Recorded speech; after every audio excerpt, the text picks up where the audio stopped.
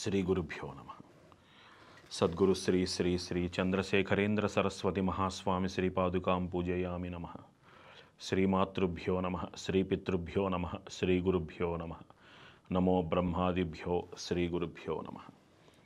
గురుకృపా హి కేవలం. వైబ్రెంట్ భక్తి ప్రేక్షకులకు దైవం మానుష రూపేణ శీర్షికకు స్వాగతం. కంచికామకోటి పీఠానికి 68వ పీఠాధిపతిగా భాసిల్లిన సద్గురు శ్రీ శ్రీ శ్రీ చంద్రశేఖరేంద్ర సరస్వతి మహాస్వామి వారి దివ్య లీలను ప్రస్తావిస్తూ, మనం చేసేటువంటి సాధన మనలో ఉండేటువంటి మాలిన్యాలని మంత్రరూపంలో తొలగించి ఆ సాధకుడు ఎక్కడ నిలబడతాడో అక్కడ అణిమాది అష్టసిద్ధులు కూడా అతనికి వలయ రూపంలో, కిరణాల రూపంలో అతనిని కాపాడతాయి అని మనకి అమ్మవారి యొక్క ధ్యాన శ్లోకం తెలియజేస్తుంది. అరుణాం కరుణాతరంగితాక్షీం అన్న శ్లోకంలో అణిమాదిభిరావృతాం మయూఖై అని అక్కడ చెప్పబడుతున్నది. ఆ సాధకుని యొక్క గొప్పతనం ఏమిటి అంటే, మనిషిని చూడగానే అతనికి ఏం కావాలి, పరిస్థితి ఏమిటి అర్థం చేసుకునే స్థాయికి అమ్మవారు ఆ సాధకుణ్ణి తీసుకువెళుతుంది. అలా తెలిసిపోతుంది, నాకు అన్నీ అనిపించేస్తున్నాయి అని చాలామంది మన దగ్గరికి వచ్చి వాళ్ళు చెప్తూ ఉంటారు. అది అబద్ధం అనుకోక్కర్లా. అవన్నీ సాధనలో భాగాలే, కానీ అవన్నీ కూడా పరీక్షలో భాగాలే.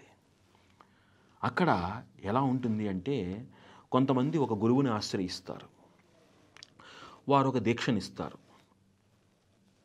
ఆ దీక్షనిచ్చిన తర్వాత వాళ్ళకి కొన్ని అనుభవాలు కలుగుతాయి.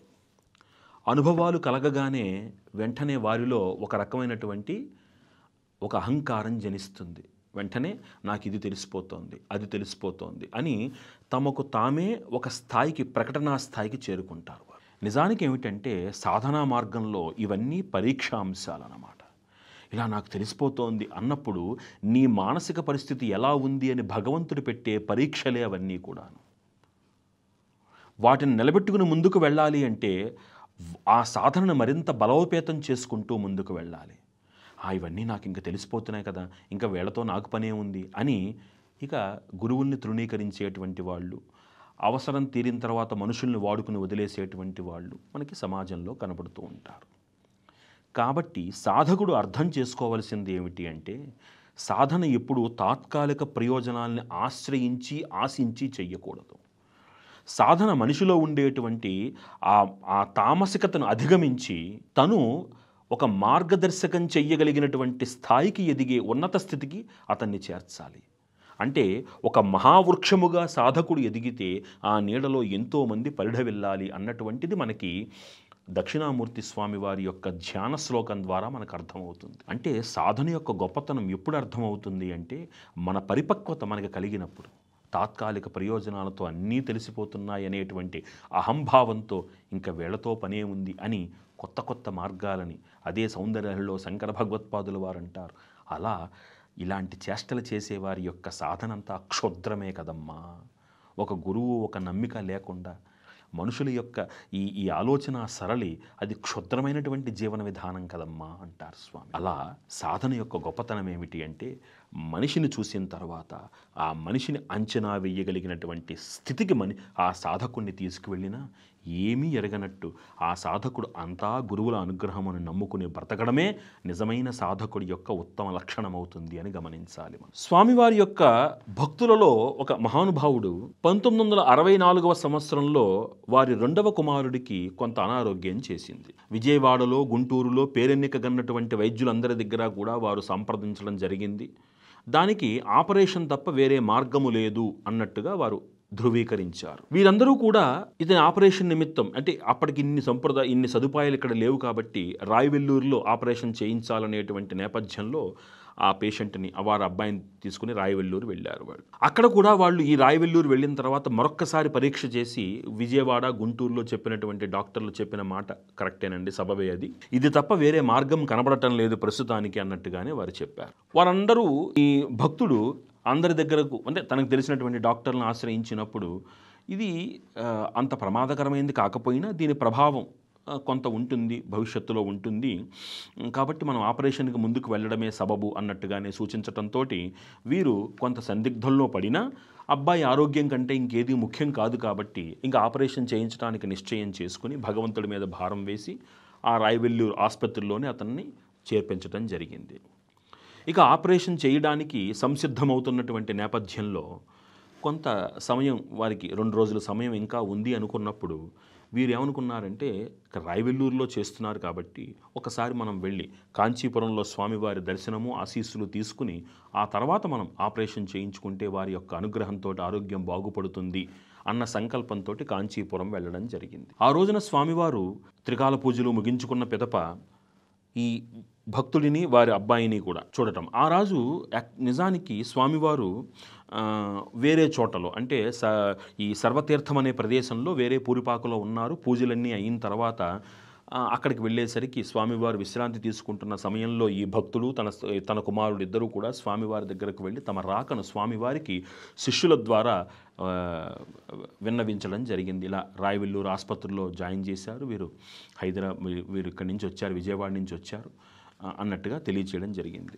స్వామివారు ఆ భక్తుడిని తన కొడుకుని ఇద్దరినీ కూడా లోపలికి రమ్మనమని చెప్పారు. ఏమిటయ్యా జబ్బు అని అడిగారు. అయ్యా ఇది ఊపిరితిత్తులకు సంబంధించినటువంటి వ్యాధి అంటున్నారండి, బ్రాంకియాటిస్ దానికి ఏదో పేరు చెప్పారు స్వామి.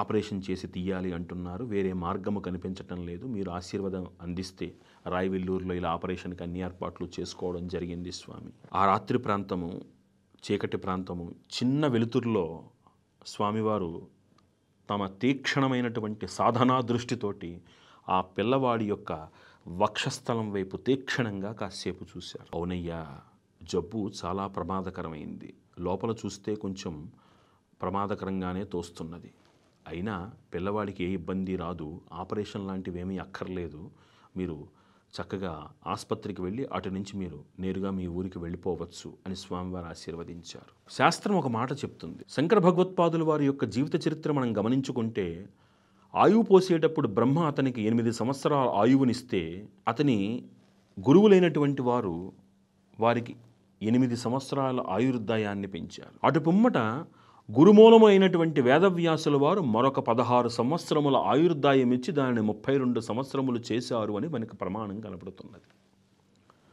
సర్వకారణ సమర్థుడు గురువు. ఆ గురువు నీడలో ఆ చిన్ని లాంతరు వెలుగులో తీక్షణమైనటువంటి ఆ వక్షస్థలం మీద పడిన దృష్టి లోపల ఉన్నటువంటి రోగాన్ని నాశనం చేసింది. సర్వసమర్థుడైనటువంటి జగద్గురువైనటువంటి సాక్షాత్తు శంకరస్వరూపుడైనటువంటి ఆ పరమాచార్య స్వామి వారి యొక్క తీక్షణ దృష్టి ఒక్కసారి సోకిన తర్వాత అది పాశుపతాస్త్రమై రోగనాశన కారకమై ఆ పిల్లవాడికి మళ్ళీ పునః ఆయుర్దాయాన్ని ప్రసాదించింది. వీరు ఎంతో ఆనందంతో స్వామివారి ఆశీస్సులతోటి వెళ్ళారు, రాయవెల్లూరు హాస్పిటల్కి వెళ్ళారు. అయ్యా కొంత సమయం ఇవ్వండి, ఆలోచించుకొని చెప్తాము అని వెనక్కి వచ్చారు. ఆ పిల్లవాడు అస్కలిత బ్రహ్మచారిగా నిన్ను 100 ఏళ్ల పరిపూర్ణ ఆయుర్దాయంతో చక్కగా సంతోషంగా వర్ధిల్లి ఎంతో ఆ ఉన్నత స్థితికి చేరుకున్నటువంటి ఆ విధానాన్ని వారి యొక్క అనుభవాలలో వారు ఎంతో ఆనందంగా పంచుకున్నారు. వారు అణిమాధిభిరావృతాం మయూఖై అహమిత్యేవ విభావయే భవానీం అన్నప్పుడు ఆ అష్టసిద్ధులు వారి చుట్టుపక్కల అలా కిరణములుగా భాసిల్లుతున్నప్పుడు ఆ అష్టసిద్ధుల యొక్క ప్రభావము ఆ దృష్టి మాత్రము చేత దృష్టి మాధ్యమము చేత ఆ పిల్లవాడి వక్షస్థలం మీద పడి అతనికి ఆయుర్దాయాన్ని ప్రసాదించింది. ఆ మహనీయుడి పాదస్పర్శ, ఆ మహనీయుడి యొక్క పాదముల యొక్క దర్శనము కూడా మనలో ఉన్నటువంటి వికారాల్ని ఆ మకిలాన్ని నశింపచేసి మనకి ఉత్తమమైనటువంటి చైతన్యాన్ని ప్రసాదిస్తుంది. కేవలము స్మరణమాత్రము చేత మనకి పరిపూర్ణ అనుష్ఠాన బలాన్ని ప్రసాదిస్తుంది. అంతటి మహనీయులైనటువంటి దివ్యమైన ఆ పాదపద్మములకు మనసా వాచా కర్మణ త్రికరణ శుద్ధిగా నమస్కారాలు తెలియజేసుకుంటూ సర్వం శ్రీ లలితామహా త్రిపుర సుందరీ దేవి దివ్య పాదార విందార్పణమస్తు.